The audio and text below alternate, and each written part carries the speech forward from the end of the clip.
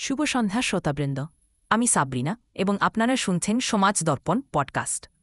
আজকের আলোচনায় আমরা আলোকপাত করব বাংলাদেশ সচিবালয়ের কর্মচারীদের অবহেলিত অবস্থা নিয়ে, যা কবি আনিস মুহম্মদে খুলে দাও বিকাশের পথ কবিতায় অত্যন্ত মর্মস্পর্শীভাবে তুলে ধরা হয়েছে।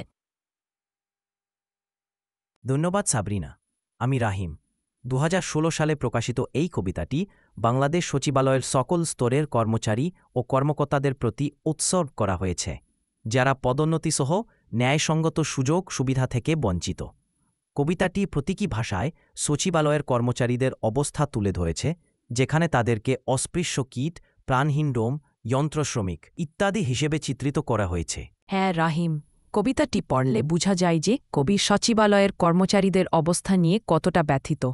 প্রথম স্তবকেই তিনি লিখেছেন, তোমার মগজ মন্দিরে আমরা কিছু অস্পৃশ্য কীট, আমরা মলমূত্র খেয়ে বাঁচি, প্রাণপণে পরিচ্ছন্ন রাখি পানির ট্যাঙ্ক, টয়লেট, ড্রেন। এখানে কবি সচিবালয়ের নিম্নপদস্থ কর্মচারীদের অবস্থা তুলে ধরেছেন, যারা অত্যন্ত অমানবিক পরিস্থিতিতে কাজ করেন। একদম ঠিক বলেছেন। এই কবিতায় শ্রেণী বৈষম্য ও শোষণের একটি স্পষ্ট চিত্র ফুটে উঠেছে।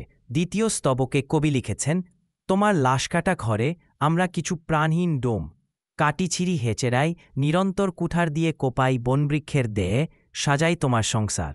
এখানে ডোম শব্দটি ব্যবহার করে কবি সমাজের নিম্নবর্গীয় পেশার প্রতি ইঙ্গিত করেছেন, যা সচিবালয়ের কর্মচারীদের সামাজিক অবস্থানকে প্রতিফলিত করে। বাংলাদেশ সচিবালয়ে কর্মরত কর্মচারীদের মধ্যে একটি বড় অংশ দীর্ঘদিন ধরে একই পদে কাজ করছেন, পদোন্নতির সুযোগ না পেয়ে। তৃতীয় স্তবকে কবি তাদের অবস্থা বর্ণনা করেছেন, তোমার আগুন ঘরে আমরা কিছু যন্ত্রশ্রমিক, কাঁচামাটি পুড়ে পুড়ে আমরা নগর গড়ি, শরীরের হাড়মাংস গলে গলে ঝরে অদৃশ্য উত্তাপে।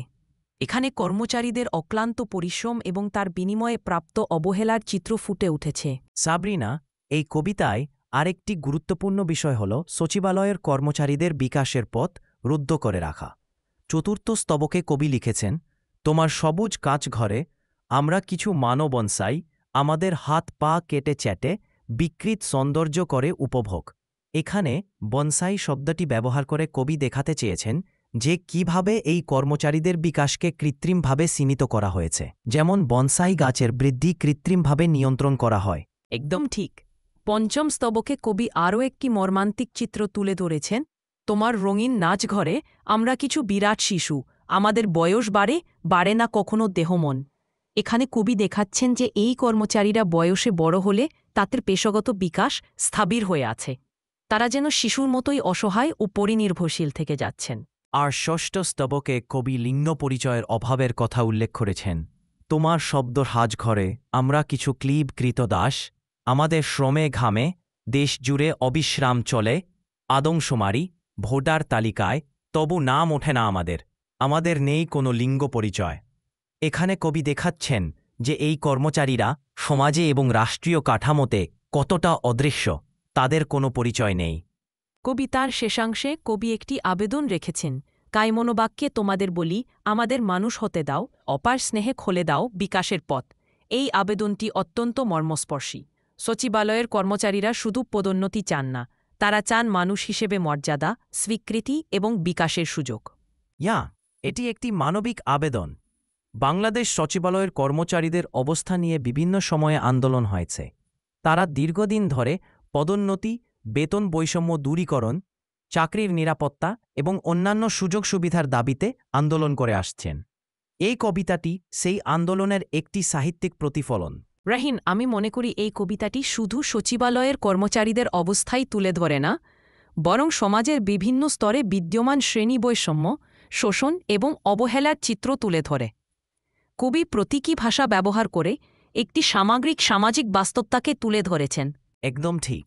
এই কবিতাটি আমাদের সমাজের একটি গভীর সমস্যার দিকে আঙুল তুলে ধরেছে।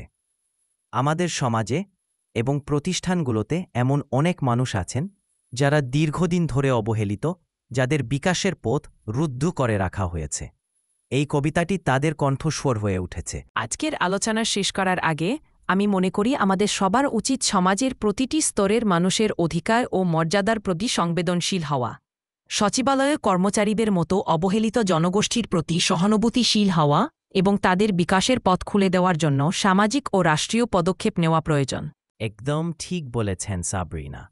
আশা করি আমাদের এই আলোচনা শ্রোতাদের মধ্যে সচেতনতা বৃদ্ধি করবে। আজকের পডকাস্টের জন্য সবাইকে ধন্যবাদ। আগামী সপ্তাহে আবার নতুন বিষয় নিয়ে আপনাদের সাথে থাকব। সবাইকে ধন্যবাদ।